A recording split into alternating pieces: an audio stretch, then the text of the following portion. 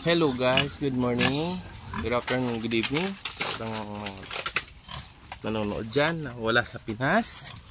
Bali may good news lang po tayo ngayon. Ito po yung dalawa kong dumilaga, update lang po ito.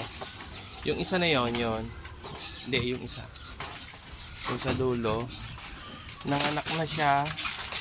Ito buntis din, kaso isa lang yung anak niya. Nakita ko nandoon, oh, tinatago niya doon sa may dyan, nakatago dyan. Hindi ko na pwedeng pakialaman, baka magalit siya, makainin niya. Isa lang po yung anak niya nandiyan, nakatago. Ito yung nanganak dyan, yung isa. Ito buntis din, laylay na rin yung dede, oh. Pero kasi paano ko nalaman, nung ninapitan ko, nalagyan ko nung damo, ay yung saging, dahon ng saging na tuyo, lumapit ito. Kaya sa kanyang anak yon. Ito hindi pa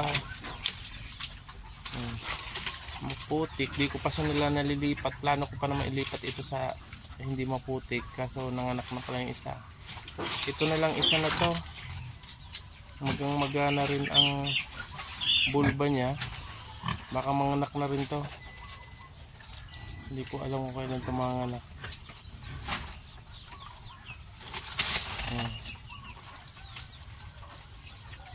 Hindi ko lang alam kung anong ginawa nila. Iisa lang, hindi ko makita yung inunan. Pakinain na. Yan ang mahirap din pag yung magkasama sila sa kulungan, kasi pwedeng isa dyan kumain ng sanggol, ay ng bihik. Ito yung nanganak, eh. Kaso ang laki pa ng tiyan niya, isa lang yung anak. Yung siyang nanganak, kasi kahapon nakita ko siya, may dumudugo na yung puwerte, yung bulba niya. Ito, kaso isa doon, nagtatago, eh. Tinalian ko yung isa kasi baka kainin niya. Para dito na sa mga anak, nilipat ko na lang sila ng medyo maayos-ayos pag nakaanak na sila, baka kasi ma-stress, eh. Yan, pinakain ko sila. Pinakain ko na yan ng pagkain nila, pero din binigyan ko ng dahon para may papak-papak yan sila. Bigyan ko sila ng dahon ng malunggay kasi para magkagatas. Kaso isa lang naman, hindi na kailangan siguro magatas na to. Hindi ka ng dede, oh. Laylay na laylay yung dede niya, isa lang yung gagatas. Tinalian ko yung isa. Doon ko na lang kaya sa ilagay, para doon siya mga nakadulo, medyo tuyo-tuyo. Kasi sa ililipat ko siya doon, kaso may pwede siyang mapulupot. Tanggalin ko na lang yung tubo na yan para hindi siya mapuluputan. Hindi ako makapasok kasi maputik. So yan po update dito sa aking native na gelt na nanganak na rin siya.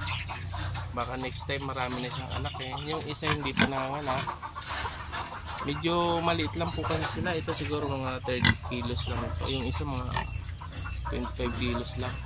Medyo maliliit sila, pero lalaki pa naman po yan kasi inahin yan, eh. Mas na nanganak yan, lumalaki sila. So yan po yung update. Hindi ko mapakita yung anak nila, anak nitong isang to kasi nandoon. Ito yung tatay niya, oh. Ito yung barako, kulit. Yan yung barako. At yung mami nila, ito na pasampahan ko na rin to no 18 December 18 ko siya pinasampahan. Ito malaki to, mga 80 kilos na to, magna 90 kilos na yata ito. Laki nito. Ito yung nanay nila, malaki to. Ito yung pinang-iay ko naman dito sa isa na to. Tagal nitong nagbebenta na yung anak niya, hindi pa siya nakakaanak.